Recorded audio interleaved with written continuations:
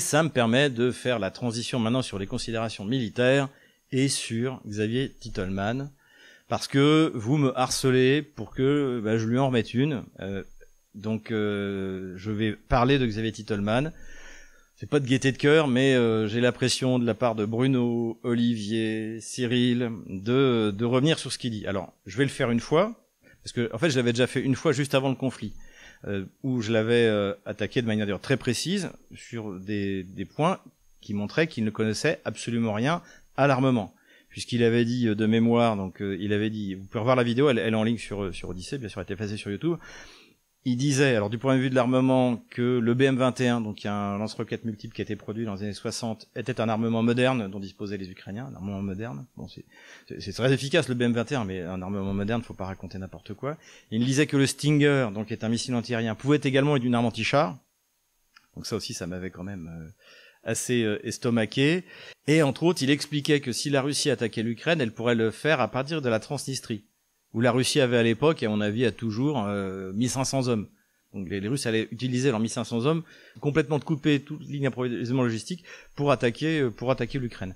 Donc évidemment, il connaît rien en armement, il ne connaît rien en stratégie, en tactique. Je pense qu'il a jamais lu un ouvrage d'histoire militaire. Ça le fait rêver, ça le fait fantasmer. Je pense qu'il aurait rêvé d'être pilote. D'ailleurs, c'est pour ça qu'on voit sur son Twitter, il est assis aux commandes d'un avion, alors qu'en fait, il était personnel navigant, c'est-à-dire hôtesse de l'air.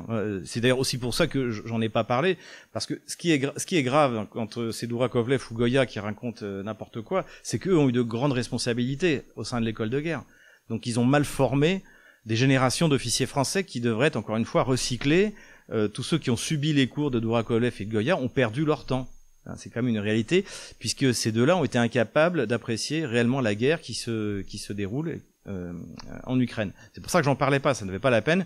J'avais déjà montré qu'ils n'y connaissaient rien. Et d'ailleurs, les considérations qu'ils faisaient sur l'armement, c'est des considérations de joueurs de jeux vidéo. Voilà. Donc c'est un pilote de jeux vidéo, et je pense que ceux qui l'aident à faire ces vidéos aussi sont des pilotes de jeux vidéo. Donc voilà. Pourquoi donc j'en parle? Parce que tout le monde me demande de répondre, donc voilà, j'ai répondu à Xavier Titelman. Et il y a aussi une autre raison, c'est qu'on le voit de plus en plus. Donc là, il a donné une interview, pareil, il raconte n'importe quoi dans les Échos, il passe régulièrement sur la chaîne du régime LCI, et on va le voir de plus en plus. Mais avant de dire pourquoi, je vais quand même reprendre deux, trois choses qu'il a dit, parce que pour vous faire plaisir, je me suis coltiné ces âneries. Donc déjà, il explique, ça y est, que les Suédois vont livrer des Gripen. Bon, en fait, non. Zelensky a dit qu'il demandait aux Suédois de livrer des Gripen. On ne sait pas s'ils vont le faire. Et une fois de plus, c'est l'arme magique qui va permettre de contrer l'aviation russe. Et même si les Suédois en livraient, ce serait pas plus une arme miracle que les F-16, que les Bradley, que les Léopards, que les Challenger, qu'on n'a toujours pas vu d'ailleurs sur la ligne de front. Donc, on est toujours dans ce genre d'ânerie. Ça ne changera rien, en fait. Ensuite, il est là aussi pour nous faire passer le nouveau narratif, c'est qu'en fait non, mais c'était pas vraiment une offensive que les Ukrainiens font au prix de pertes colossales depuis bientôt 3 mois. En fait, la vraie offensive, c'est dans un an, c'est le printemps prochain. Donc ça, il est là pour vous raconter cette absurdité, et aussi pour vous sortir un truc énorme où il nous explique que la sécurité de la France est en jeu. Comment est-ce que la sécurité de la France peut être en jeu en mer Noire et en Ukraine? La seule chose qui menace la sécurité de la France, c'est l'immigration de masse. Et c'est le gouvernement français qui l'organise. Donc je vois pas vraiment pas de quoi il parle. Et je mets ça en parallèle avec ce qu'avait expliqué l'excellent colonel américain McGregor. Et il se souvenait que quand il avait 16 ans, il entendait le général Westmoreland, donc c'était pendant la guerre du Vietnam, et donc le général Westmoreland commandait les forces américaines au Vietnam, et expliquait que si jamais il faisait pas la guerre au Vietnam, eh bien il serait obligé de la faire au Viet dans les rues de San Francisco. Et donc on en est à ce niveau.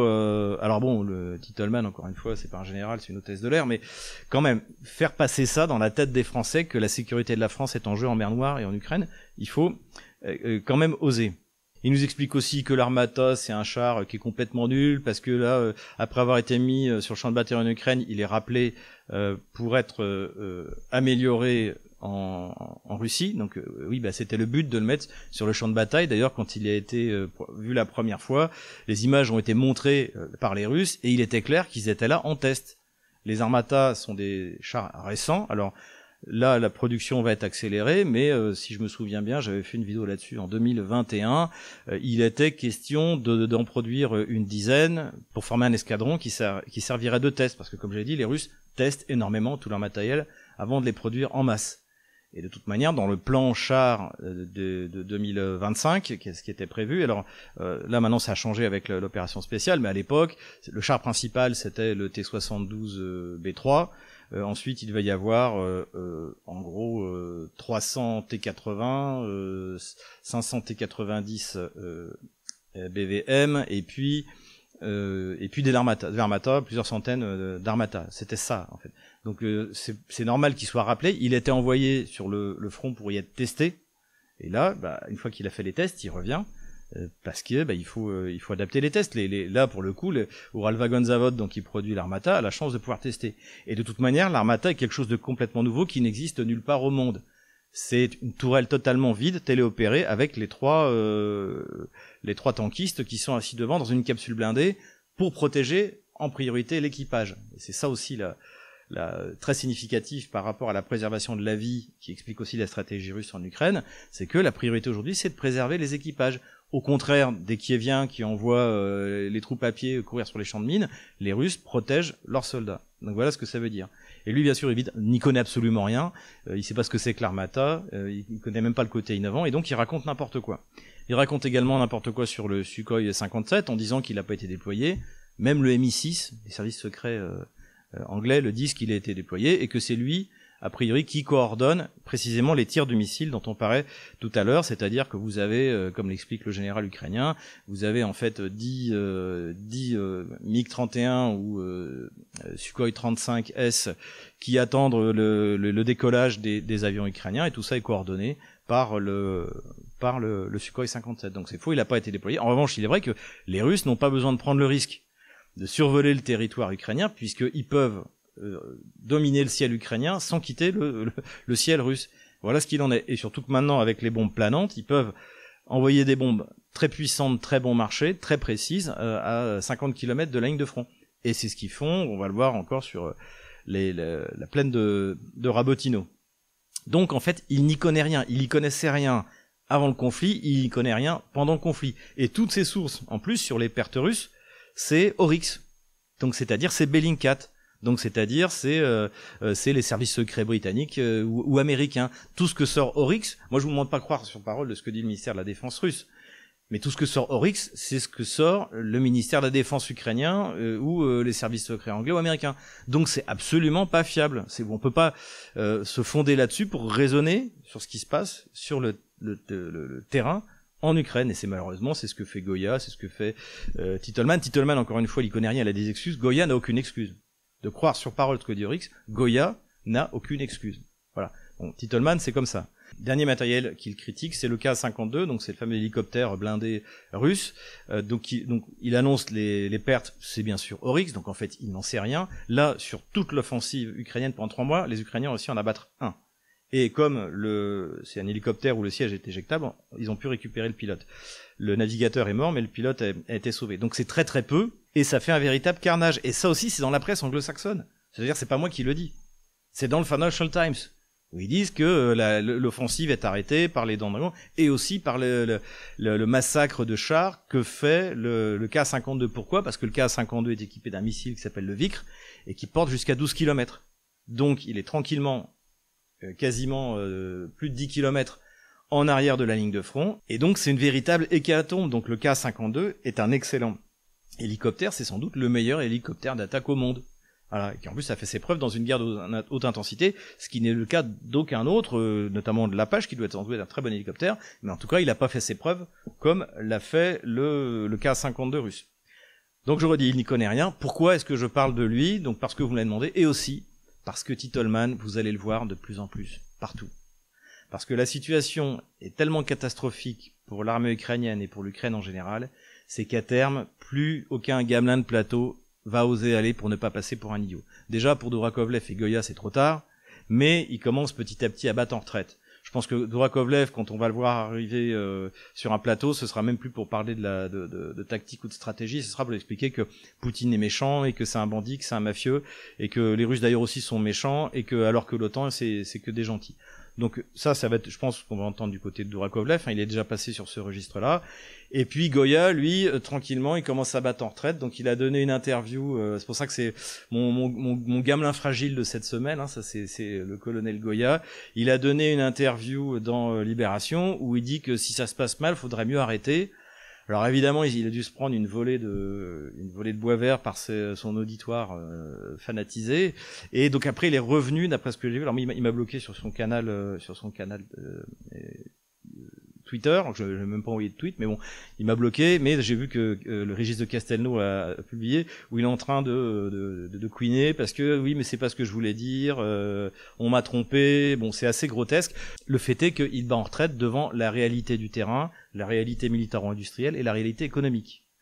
Et on va le voir de moins en moins, et quand on le verra, ce sera de plus en plus de circonvolutions pour nous expliquer que oui, peut-être, mais finalement les Russes n'étaient pas si nuls que ça, blablabla, blablabla. Le seul qui va continuer à pouvoir raconter n'importe quoi, ça va être Titelman, parce que de toute manière, il se rend pas compte de ce qu'il dit, et il connaît rien. Donc lui, on va l'envoyer, il va être invité, en plus il est content, c'est son heure de gloire, il sera pas pilote ni militaire, mais il passe à la télé. Donc ça, on va l'avoir de plus en plus. Et on aura de plus en plus à la Poédie, toute la clique d'Ukrainiens hystériques qu'on nous envoie sur les plateaux de télé pour faire taire les gens intelligents. Quand on en invite, mais on en invite de moins en moins. Donc voilà aussi pourquoi j'en parle, parce que c'est aussi un signe. C'est signe de la débandade des gamelins de plateau. Gamelin gentil ou gamelin girouette. C'est le colonel Goya pour cette semaine. J'ai parlé rapidement et je recommande pour les anglophones d'aller écouter l'interview de Tucker Carlson sur X, Twitter, donc du colonel McGregor. Donc c'est quelqu'un qui dit à peu près ce que qui on partage des analyses sur la réalité de la guerre de l'OTAN contre la Russie, le fait que la Russie a gagné quoi qu'il arrive depuis le début. Et que la seule question qui se pose, c'est quand et à quel prix, mais que la Russie est certaine de l'emporter. Et là, il a donné vraiment une excellente interview à Tucker Carlson, exilé de Fox News, accueilli par Elon Musk, dans lequel il cite le général Westmoreland, dont je viens de parler, et qui explique aussi également de manière très intéressante que de toute manière, même si les États-Unis rentraient en guerre contre la Russie, ils ne sont pas prêts. Le complexe militaro-industriel n'est pas prêt, l'armée américaine n'est pas prête, et je pense que c'est vrai. Et donc, si vous imaginez que si l'armée américaine n'est pas prête, imaginez l'armée française. Imaginez l'armée française qui tient dans le Stade de France quand même. Donc si elle voulait faire la guerre à la Russie, ça veut dire mobiliser. Je vous laisse imaginer le résultat de la mobilisation en Seine-Saint-Denis. Intéressant aussi le chiffre des pertes ukrainiennes, des pertes définitives, donc des morts ukrainiens annoncés par le colonel McGregor. Il parle de plus de 400 000 hommes. Plus de 400 000 tués. Et je pense que ce chiffre peut être vrai. J'essaie pas trop de faire de pronostics sur le nombre de morts parce que c'est tellement des secrets bien gardés côté ukrainien comme côté russe.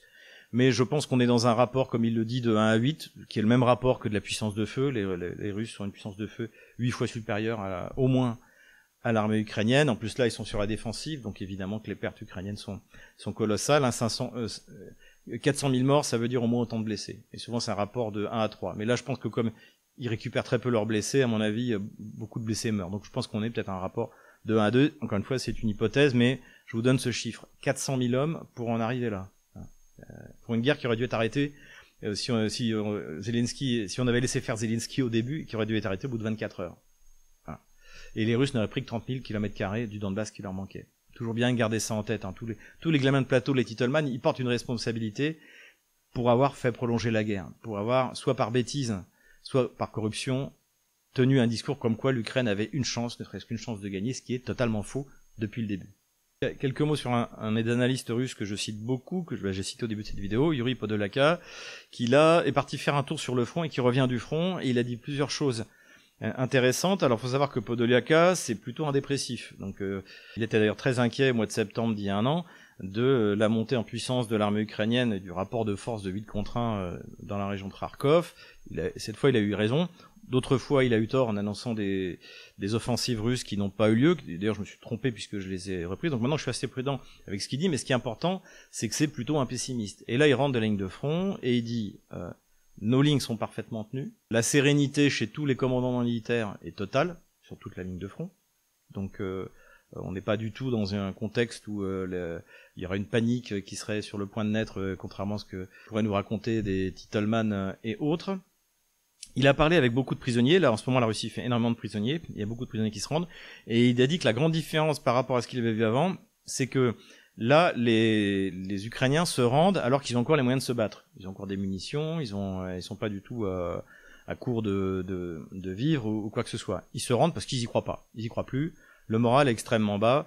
Les relations avec les officiers sont très mauvaises. Ça rappelle un peu les mauvais temps de l'armée soviétique. D'ailleurs, les officiers sont pas avec les hommes dans les tranchées.